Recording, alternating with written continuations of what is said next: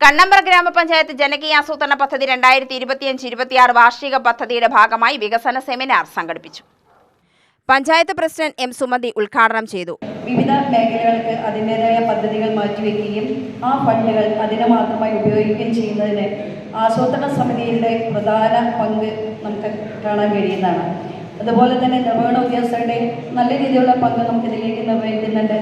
ജനപ്രതിനിധികളായാലും നല്ല രീതിയിൽ തന്നെ അതിന് പങ്ക് വഹിച്ചുകൊണ്ട് ഇന്നത്തെ വികസന സെമിനാറിലേക്ക് എത്തിച്ചേർന്ന വിവിധ പദ്ധതികൾ മുഴുവനായിട്ടും ഏറ്റെടുത്തുകൊണ്ട് തന്നെ നമ്മുടെ ഈ ആസൂത്രണ സമിതിയുടെ നല്ലൊരു പങ്ക് തന്നെ വഹിച്ചിട്ടുണ്ട്. അത് കണ്ണമ്പ്ര ഗ്രാമപഞ്ചായത്തിൻ്റെ പ്രത്യേക അഭിനന്ദനങ്ങൾ കൂടെ അവർക്ക് അറിയിക്കുകയാണ്.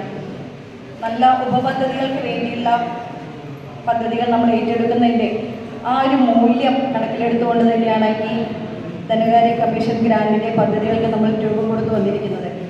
ഏറ്റവും കൃത്യമായി പറഞ്ഞാൽ നമ്മുടെ LDF സർക്കാരിൻ്റെ സുപ്രധാന ഒരു പദ്ധതി തന്നെയാണ് ലൈഫ് മിഷൻ എന്നൊരു പദ്ധതി. അതിൽ നല്ല രീതിയിലുള്ള മികച്ച വിജയം കാഴ്ചവെച്ചുകൊണ്ട് തന്നെയാണ് നമ്മൾ ഈ പദ്ധതികൾ മുന്നോട്ട് പോകുന്നത്. സംസ്ഥാന സർക്കാരിൻ്റെ 4 മിഷനുകളിൽ ഒന്നാണ് ലൈഫ് മിഷൻ. അതുപോലെ തന്നെ ഹരിത കേരളം മിഷൻ, അതിനാണ് ഇത്തവണത്തെ ഈ പദ്ധതിക്ക് കൂടുതൽ പ്രാധാന്യം കൊടുത്തിരിക്കുന്നത്.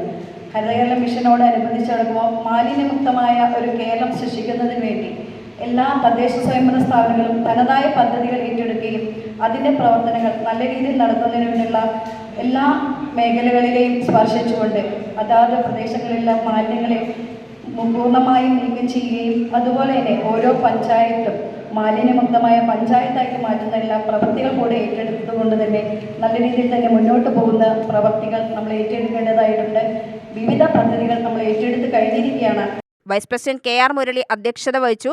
ബ്ലോക്ക് പഞ്ചായത്ത് വികസനകാര്യ സ്ഥിരം സമിതി അധ്യക്ഷ K സുലോചന, ബ്ലോക്ക് പഞ്ചായത്ത് അംഗം രജനി രാമദാസ്, പഞ്ചായത്ത് സ്ഥിരം സമിതി അധ്യക്ഷരായ Rajani P Somasundaran, Jayanthi Prakashan, panchayat secretary CV Shando എന്നിവർ സംസാരിച്ചു.